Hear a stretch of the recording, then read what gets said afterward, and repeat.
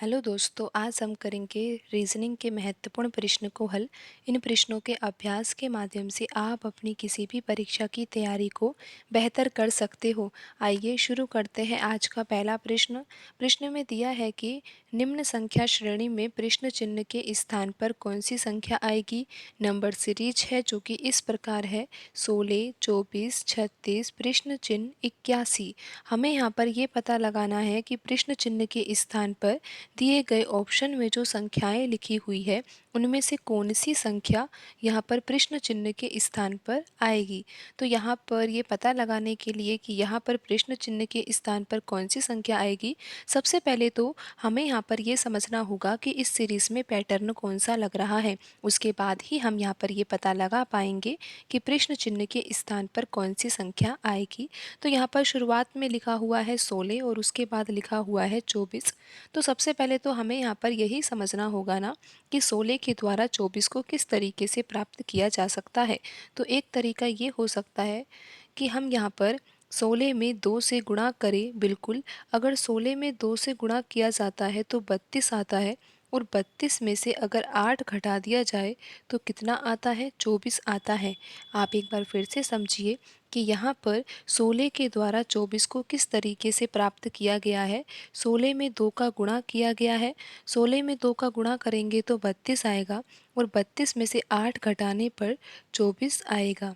अब हम यहाँ पर ये समझते हैं कि 24 के द्वारा 36 को किस तरीके से प्राप्त किया जा सकता है। 24 में अगर 2 से गुणा कर दिया जाए तो कितना आएगा, 48 आएगा, और 36 प्राप्त करने के लिए 48 में से क्या घटाना होगा, 12 घटाना होगा। अगर हम यहाँ पर 12 घटा देते हैं तो कितना आएगा, 36 आएगा। तो आप यहाँ पर पैटर्न को समझ रहे होंगे कि पैटर्न कौन सा लगाया जा रहा है। यहाँ पर गुणा किसका किया जा रहा है, गुणा तो 2 का ही किया जा रहा है। तो यहाँ पर अब हमें ये प्राप्त करना है कि 36 के बाद कौन सी संख्या आएगी। तो 36 में हमें गुणा करना होगा 2 का। उसके बाद घटाना क्या है, इस बात का हमें ये ध्यान रखना होगा कि यहाँ पर 16 लिखा हुआ है, तो 16 में 2 का गुणा करने के बाद 32 आया था, और 32 में से 8 घटाया गया था। तो ये 8 कहाँ से आया है, 16 का आधा करने पर 8 आया है। इसी प्रकार ये 12 कहाँ से आया है, 24 का अगर आधा किया जाएगा तो 12 आएगा। तो अब आप यहाँ पर समझ ही गए होंगे कि यहाँ पर हमें क्या घटाना होगा। 36 का आधा होता है 18, तो यहाँ पर हमें 18 ही घटाना होगा। 36 का गुणा 2 से किया जाएगा तो 72 आएगा, और 72 में से अगर 18 घटाया जाता है तो कितना आता है, 54 आता है। तो यहाँ पर कितना आएगा, 54 आएगा। प्रश्न चिन्ह के स्थान पर कौन सी संख्या आएगी, 54 आएगी। आप इस पैटर्न को आगे भी लगा सकते हो। आपको ये पता लग ही गया है कि प्रश्न चिन्ह के स्थान पर 54 आएगा, तो हमें गुणा किसका करना होगा, अगला पद प्राप्त करने के लिए गुणा तो 2 का ही करना होगा, लेकिन घटाना क्या होगा, 54 का आधा घटाना होगा।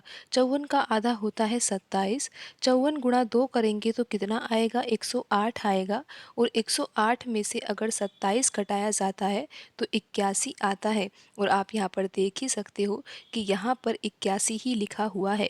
54 के बाद जो अगला पद है वो क्या है, 81 है।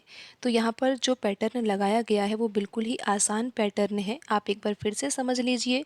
यहाँ पर 16 लिखा हुआ था, 16 में 2 का गुणा किया और उसके बाद क्या घटाया गया, 16 का आधा होता है 8, तो 16 का आधा 8 घटाया गया। यहाँ पर 16 गुणा 2 किया गया, 32 आया, 32 में से 8 घटाने पर 24 आ गया।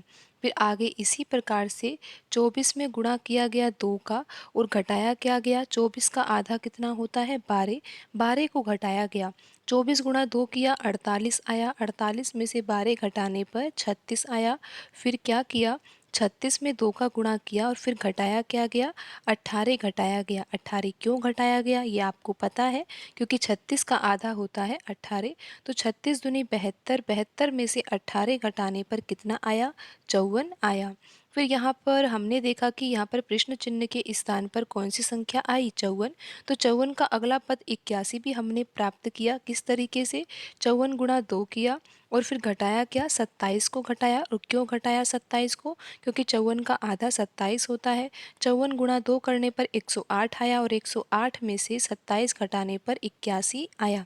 तो यहाँ पर जो आंसर आएगा, प्रश्न चिन्ह के स्थान पर कौन सी संख्या आएगी, 54 आएगी। और ऑप्शन ए में 54 ही लिखा हुआ है, तो सही आंसर होगा ऑप्शन ए। तो आज की वीडियो में इतना ही, मिलते हैं अगली वीडियो में। धन्यवाद।